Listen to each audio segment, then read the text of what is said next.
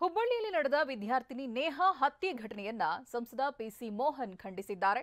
Bengaluru central Lok Sabha ಕ್ಷೇತ್ರದ BJP ಅಭ್ಯರ್ಥಿಯಾಗಿರೋ PC Mohan ನಿನ್ನೆ ಅಬ್ಬರದ ರೋಡ್ ಶೋ ಮೂಲಕ ಮತಯಾಚಿಸಿದ್ರು.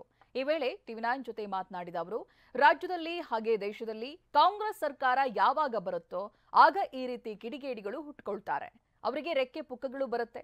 ರಾಮೇಶ್ವರಂ ಕೆಫೆ ಸ್ಫೋಟ ಪ್ರಕರಣ, ವಿಧಾನಸೌಧದಲ್ಲಿ ಪಾಕಿಸ್ತಾನ ಪರ ಘೋಷಣೆ ಪ್ರಕರಣ, ಇದಕ್ಕೆಲ್ಲ ಕಾಂಗ್ರೆಸ್ ತುಷ್ಟೀಕರಣ ನೀತಿಯೇ ಕಾರಣ. ಆದರೆ ಇದು ಹೆಚ್ಚು ದಿನ ಉಳಿಯೋದಿಲ್ಲ ಅಂತ ವಾಗ್ದಾಳಿ ನಡೆಸಿದ್ರು. ಇವತ್ತು ನಿಜವಾಗ್ಲೂ ಬೇಸತ್ತಿದ್ದಾರೆ. ಯಾಕೆ ಅಂತ ಹೇಳಿದ್ರೆ ಕಳೆದ 10 ತಿಂಗಳಿಂದ ರಾಜ್ಯದಲ್ಲಿ ಕಾಂಗ್ರೆಸ್ ಸರ್ಕಾರ ಆಡಳಿತಕ್ಕೆ ಬಂದು ಇವತ್ತು ಕಾನೂನು ಸುವ್ಯವಸ್ಥೆ ಕುಸಿದಿದೆ ಇಡೀ ರಾಜ್ಯದಲ್ಲಿ. ನಿನ್ನೆ ಅಲ್ಲ ಮೊನ್ನೆ ಒಂದೇ ದಿವಸ 8 ಕೊಲೆಗಳಾಗಿವೆ. ನಿಜವಾಗ್ಲೂ ಕೂಡ ಯಾರೂ ಕೂಡ ಸೇಫ್ಟಿ ಆಗಿಲ್ಲ ಈ ರಾಜ್ಯದಲ್ಲಿ ಕಾಂಗ್ರೆಸ್ಸಿನ ಒಂದು ಸರ್ಕಾರದಲ್ಲಿ ಅಂತೇಳಿ ಜನ ಭಯಭೀತರಾಗಿದ್ದಾರೆ. ನಿಜವಾಗ್ಲೂ ಕೂಡ ಈ ಸರ್ಕಾರ ನಿಜವಾಗ್ಲೂ ಕೂಡ ಇವರು ಭಾಳ ಡೆಸ್ಪರೇಟ್ ಆಗಿದೆ. ಇದು ಭಾಳ ದಿನ ಉಳಿಯೋದು ಕೂಡ ಇಲ್ಲ. ಈ ಸರ್ಕಾರ ಜನ ಇದನ್ನ ಉಳಿಸೋದಿಲ್ಲ. ಇದಕ್ಕೆ ಒಂದು ನಿಮ್ಮ ಉಬ್ಬಿದ ರಕ್ತನಾಳಗಳ ಸಮಸ್ಯೆಗೆ ಎವಿಸ್ ಆಸ್ಪತ್ರೆಯಲ್ಲಿ ಕೇವಲ 30 ನಿಮಿಷದ ಲೇಸರ್ ಚಿಕಿತ್ಸೆಯೊಂದಿಗೆ ಮುಕ್ತಿ ಹೊಂದಬಹುದು. ಹೆಚ್ಚಿನ ವಿವರಗಳಿಗಾಗಿ ಸಂಪರ್ಕಿಸಿ 8088837000.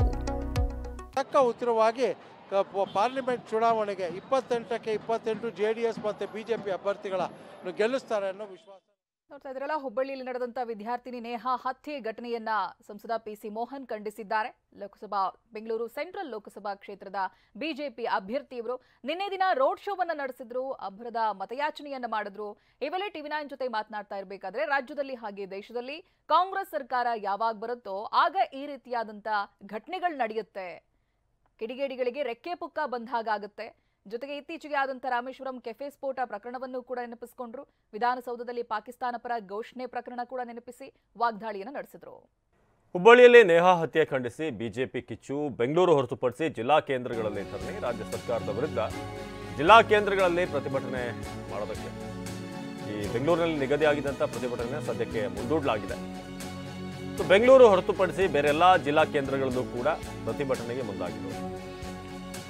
ಮಹಿಳೆಯರ ಮೇಲಿನ ದೌರ್ಜನ್ಯ, ನೇಹಾ ಹತ್ಯೆ ಕೇಸ್, ರಾಜ್ಯದಲ್ಲಿ ಕಾನೂನು ಸುವ್ಯವಸ್ಥೆ ಹದಗೆಟ್ಟಿದೆ ಎಂದು ಕಿಡಿ. ಸರ್ಕಾರದ ವಿರುದ್ಧ ಸಮರ ಸಾರೋದಕ್ಕೆ ಬಿಜೆಪಿ ಮುಂದಾಗಿದೆ. ರಾಜ್ಯದಲ್ಲಿ ಕಾನೂನು ಸುವ್ಯವಸ್ಥೆ ಹದಗೆಟ್ಟಿದೆ, ಭಯದ ವಾತಾವರಣ ಇದೆ ಅಂತ ಈಗ ಜಿಲ್ಲಾ ಕೇಂದ್ರಗಳಲ್ಲಿ, ಬೆಂಗಳೂರನ್ನ ಹೊರತುಪಡಿಸಿ ಬೇರೆ ಬೇರೆ ಜಿಲ್ಲಾ ಕೇಂದ್ರಗಳಲ್ಲಿ ಪ್ರತಿಭಟನೆ ಮಾಡೋಕ್ಕೆ ಮುಂದಾಗಿದೆ ಬಿಜೆಪಿ. ಇಂದು ಜಿಲ್ಲಾ ಕೇಂದ್ರಗಳಲ್ಲಿ ಎಲ್ಲರೂ ಕೂಡ ಪ್ರತಿಭಟನೆಯಲ್ಲಿ ಭಾಗವಹಿಸಬೇಕು ಅನ್ನೋ ಕರೆ ಕೊಟ್ಟಿದೆ. ಈ ಘಟನೆ ಖಂಡಿಸಿ, ನೇಹಾ ಹತ್ಯೆ ಘಟನೆಯನ್ನು ಖಂಡಿಸಿ ಈಗ ಬಿಜೆಪಿ ದೊಡ್ಡ ಮಟ್ಟದಲ್ಲಿ ಪ್ರತಿಭಟನೆ ಮಾಡೋಕ್ಕೆ ಈಗ ಪ್ಲಾನ್ ಮಾಡ್ಕೊಂಡಿದೆ. ಹೇಳಿ ಕೇಳಿ ಲೋಕಸಭಾ ಚುನಾವಣೆ ಹತ್ತಿರದಲ್ಲಿರೋದ್ರಿಂದ ಈ ಪ್ರತಿಭಟನೆಯ ತೀವ್ರತೆ ಇನ್ನೂ ಹೆಚ್ಚಾಗುವಂಥ ನಿರೀಕ್ಷೆ ಇದೆ ಬಿಜೆಪಿ ಕಡೆಯಿಂದ.